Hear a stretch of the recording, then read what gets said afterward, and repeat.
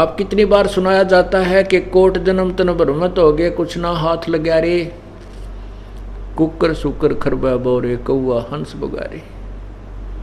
कोटि जन्म तू राजा की, न्यामिटी नमन की आशा। भिक्षुक होकर दर दर घूम्या, ये मिला ना निर्गुण रासा। कोटि जन्म इंद्र कुबेर ईश की पदवी, ब्रह्मा वरुण ध्रुमराया, और विष्णुनाथ के पुर को जाकर फिर भी उल्टा आया।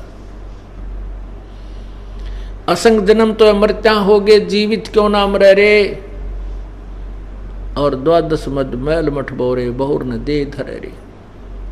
दोजक कहते हैं नरक को, और बहिष्ठ कहते हैं स्वर्ग को। दोजक भीष्ट सभी ते देखे, दोजक नरक और बहिष्ठ स्वर्ग।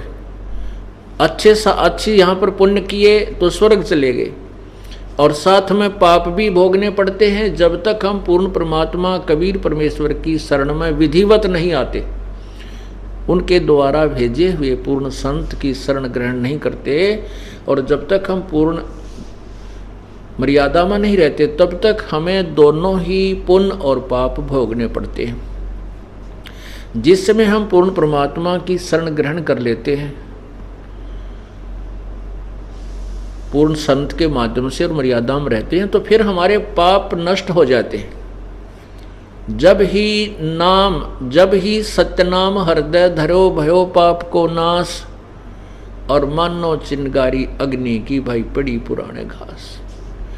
ऐसे हमारे पाप नष्ट हो जाते हैं जैसे सूखे बहुत बड़े ढेर में सूखे घास में एक ही माचिस की तिल्ली यानी एक अग्नि की चिंगारी लगा दी जाए, वो सबको जलाकर सभा कर देता है, राख बना देता है।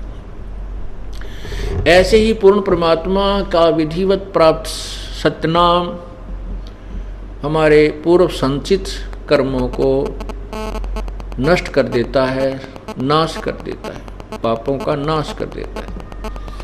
पाप बहुत प्रकार के होते हैं, कुछ पाप दान से नष्ट होते हैं, कुछ सत्संग श्रवण करने से, ज्ञान यज्ञ से होते हैं, कुछ हवन यज्ञ से होते हैं, कुछ पाप प्रणाम जो हम प्रणाम करते हैं दंडवत, इस प्रणाम से होते हैं, तो कुछ धर्म से होते हैं, जैसे हम धर्म भंडारा करते हैं, यहाँ अखंड भंडारा चलता है, भगवान का सदा व्रत चल रहा है, इसमें जिसका भी 10 रुपये 20 रुपये 100 रुपये 1000 2000 10,000 का जितना सहयोग है वो धर्म यज्ञ में भी उनको लाभ मिलता है। तो ऐसे भी हमारे पाप क्षीण होते हैं। यजुर्वेद अध्याय नंबर 8 के मंत्र 13 में स्पष्ट किया है कि परमात्मा पूर्ण ब्रह्म अपने साधक के चाहे साधना यानी साधना का मत अर्थ होता है सभी मजदूरियाँ, जैसे 500 यज्ञ और सिमरण, ये सभी करने वाले के चाहे कोई संत करे चाहे जनसाधारण करे, सभी के पाप को नष्ट कर देता है। अपने किए को चाहे पिता करे चाहे पुत्र करे, कोई भी करे, यानी साधना सच्चे दिल से जो भी करता है उसके घोर पाप को भी परमात्मा पूर्ण ब्रह्म नष्ट कर देता है, नाश कर देता है। चाहे वर्तमान में किए हैं चाहे आगे तो हम करेंगे ही नहीं। इसलिए दोजक बहिष्ठ सभी ते देखे, राजपाट के रसिया।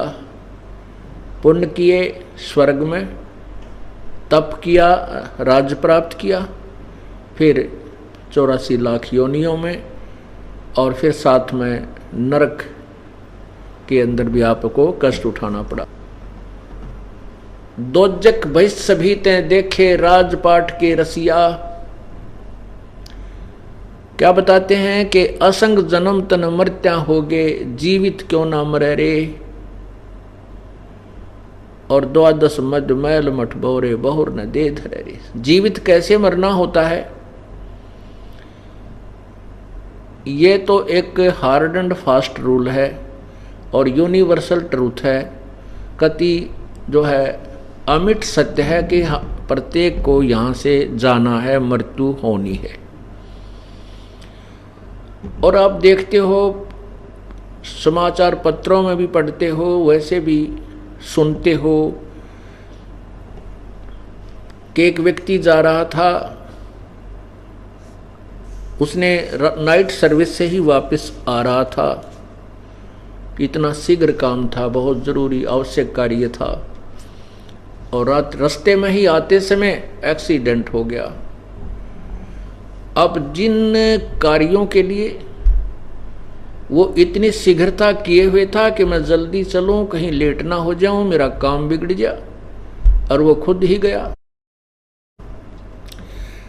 हमारे को इन बातों पर विचार करके करना पड़ेगा, और फिर इन्हीं विचारों से हम उस काल के को लूटे छूट कर सत्संग में आ सकते हैं, नहीं तो कोई तरीका नहीं है।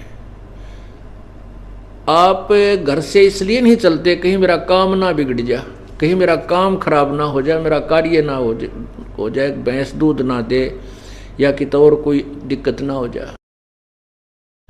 परमात्मा कहते हैं कि तुम महीने में 3 दिन तो मर के देख लो।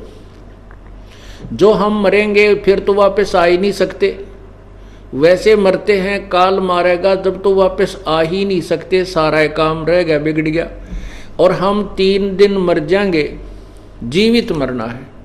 नो सोच ले हम मर गए और आश्रम की तरफ चल पड़े, चाहे कितना भी काम खराब हो, चाहे कुछ भी होता है, आप समझिए कि मैं मर चुका हूं।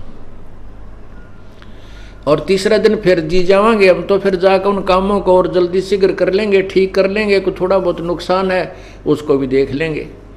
और फिर जिसके लिए हम मरते हैं तो वह बात से वो के फिर ठाली बैठेगा। 2 लाला जी लड़े थे, एक बोला तेरा बाट मारूंगा, वो बोला मैं के ठाली बैठूंगा।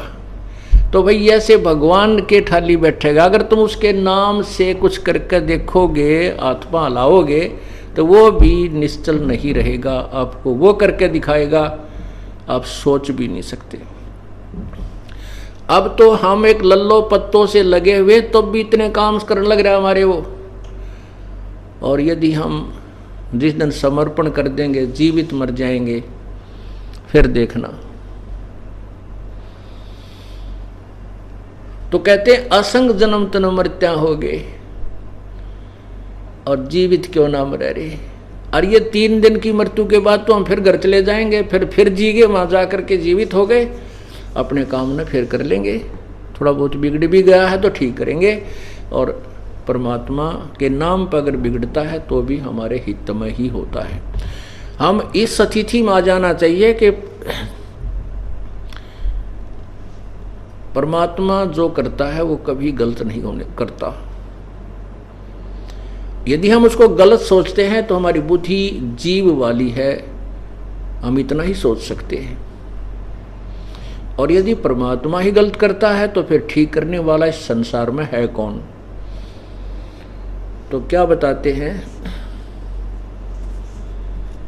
दोजक भीष्ट सभी तो देखे राजपाट के रसिया, और 3 लोक से तिरपत नाही। 3 लोक भी यदि इस मन को, जीव को दे दे, इसको फिर भी तिरपति नहीं है, इसको फिर भी संतुष्टि नहीं है।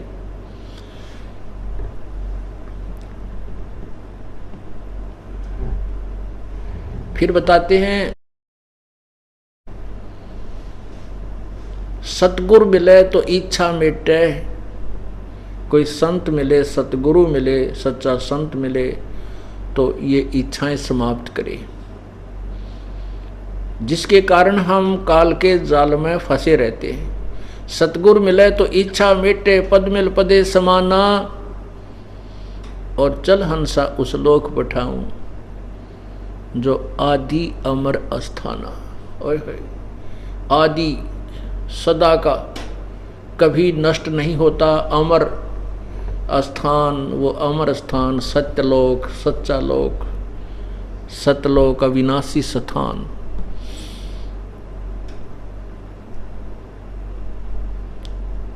चार मुक्ति जहाँ चंपी करती माया होरी दासी, दास गरीब अभय पद पर से, वो मिले राम अविनाशी। ओह, अब क्या बताते हैं,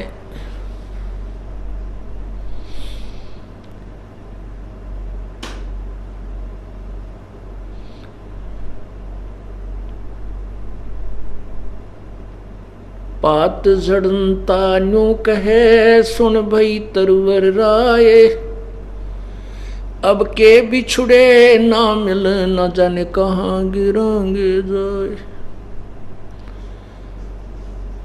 जैसे पतझड़ से पहले, बसंत ऋतु से पहले वृक्षों के पत्ते मस्ती मार रहे होते हैं, हवा के साथ फड़फड़ फड़फड़ बड़े आनंद से रह रहे होते हैं। और जब ही बसंत ऋतु आती है,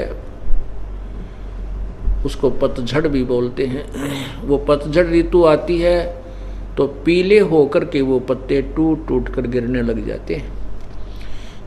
परमात्मा उदाहरण देते हैं कि ये मनुष्य शरीर एक दिन आपका ऐसा जाएगा, और आप जब अपने परिवार को त्याग कर चलोगे तब क्या आपके मन में होगी। पात झड़ता न्यू कहे सुन भई तरवर राय, अब के बिछुड़े ना मिले ना जाने कहाँ गिरेंगे जाए। जैसे पत्ता गिर रहा है वृक्ष से टूटकर, वो कह रहा हो कि अभी हे तरवर राज, हे वृक्षराज, अब चले हम तो, हमारी अलविदा, और पता नहीं कहाँ गिरेंगे, किसी गंदे नाले में पड़कर सड़ेंगे या किसी पशु पक्षी के, किसी पशु के पैर के नीचे आकर कटेंगे। कहने का भाव ये है कि जब ये परिवार का सदस्य अपने भरे पूरे परिवार को त्याग कर जाता है, तब उसके मन में ये आती है कि भगवान पता नहीं कहाँ जन्म होगा, कहाँ जाएंगे, कहाँ जाऊंगा।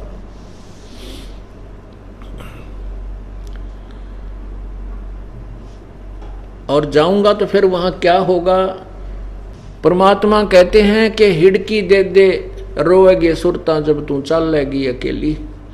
इस पूरे परिवार को त्याग कर जब तू आत्मा, ये जीव तू यहाँ से चलेगा, जब पछाड़ खा रोएगी, डकरा डकरा कर रोएगी, रोएगा कि मेरा भाई रह गया, मेरी बहन रहेगी, मेरा पति, मेरा पत्नी, मेरी संपत्ति, मेरी कार, मेरी कोठी। भगवान याद दिलाते हैं कि ये झूठे सुख को सुख कहे। ये माया जगदीश की अपनी कहे गंवार, दोजक धक्के खावेगा नाहक बहे बेगार। ये माया तो पूर्ण परमात्मा ने इसकी दी हुई है, इस काल ने तपस्या करके प्राप्त की है, और इसको तू अपनी मान रहा है। ये माया तेरी नहीं, तू अपनी कहे गंवार। जब यहाँ अब तो हम सब कुछ अपना मान रहे हैं, ये मकान मेरा है या कोठी मेरी है, ये कार मेरी है या बेटा मेरा है, बेटी मेरी है। और जब ये शरीर छूट जाता है, जब ले जाना एक आध दिन उठा के सुई ले जाके दिखा दे, अपनी नहीं है, हमारे को यही भूल लगी है। इसी भूल को तोड़ने के लिए परमात्मा, इसी भूल को मिटाने के लिए परमात्मा ये ना जाने कितने वचन सुनाता है। पूर्ण परमेश्वर कबीर परमात्मा बंदी छोड़ हमें बताना चाहते हैं कि तरवर कहता पात से सुनो पात एक बात, यहाँ की यह रीति है एक आवे एक जात। यहाँ की तो एक ऐसी ही रिवाज है, ऐसा ही नियम है, एक आ रहा है, पैदा हो रहा है, जन्म ले रहा है, एक मृत्यु को प्राप्त होकर और ऊपर को धर्मराज के दरबार में जा रहा है। यहाँ की यह रीति है एक आवे एक जात। अब हम इस आने और जाने के झंझट को मिटाने के लिए किसके सामने पुकार करें? कौन है वो शक्ति जो हमारे इस आने और जाने को मिटा सकता है, अर्थात हमारी जन्म और मृत्यु के झंझट को पूर्ण रूप से समाप्त कर सकता है। अब हमने उसकी तलाश करनी पड़ेगी, नहीं तो उसके बारे में कह रहे हैं ये अरहट का कुआ लोई, ओए होए, ये अरहट का कुआ लोई, यागल बंदा है सब कोई। यहां से पुण्य या पाप की बाल्टी भरी ऊपर ले गए ऊपर खाली कराए, कुछ स्वर्ग में कुछ नरक में, फिर आगे फिर भरी फिर चले, फिर भरी फिर चले। कहते हैं ये कभी अंत ही नहीं हो सकता इसका तो। और इन अज्ञानी ऋषियों ने, संतों ने, महर्षियों ने, जिनको ज्ञान नहीं था, इसी को फाइनल मान लिया कि यही जीवन है, जन्म और मृत्यु तो कंपलसरी है और ये होनी भी चाहिए। तो तेरा गजब हो। अब जिनके पास कोई समाधान है ही नहीं, वो तो यही कहेंगे कि पाप कर्म नहीं कटते। जिनको पता ही नहीं कि कोई ऐसी औषधि भी है, ऐसा कोई मंत्र है, ऐसी साधना जिससे पाप कट जाते हैं, जिनको पता ही नहीं, तो वो तो यही कहेंगे कि पाप नहीं कटते साधना से, क्योंकि वो बिल्कुल अनजान और कति मूर्ख हैं। जब हम भक्ति कर रहे हैं और भक्ति करने से हमारे पाप ही अक्षमा नहीं हुए, हम औषधि खा रहे हैं और औषधि खाने से रोग कटेगा ही नहीं, तो उस औषधि को खावेगा कौन और किसकी रुचि बनेगी? नहीं बन सकती। तो ऐसे अज्ञानी संतों को, महर्षियों को हमने, ऐसे अज्ञानी व्यक्तियों को महर्षि और संतों की, सतगुरु की भाव जो है ना उपाधि दे रखी थी। और जो पूर्ण परमात्मा, जो सतगुरु थे, स्वयं आए कबीर परमेश्वर, एक सदगुरु की भूमिका उन्होंने की, उसको हमने रिजेक्ट करके एक कवि मान रखा था। ये तो एक कवि था। और जबकि ऋग्वेद मंडल नंबर 9 सूक्त नंबर 96 के मंत्र नंबर 16 से लेकर 20 तक यही स्पष्ट किया है कि उस परमात्मा का वास्तविक नाम क्या है। उसका वास्तविक नाम कबीर देव है। वो कबीर गिरह, कबीर वाणी के माध्यम से, लोकोक्तियों के माध्यम से, कविताओं के माध्यम से अपनी महिमा आप सुनाता है।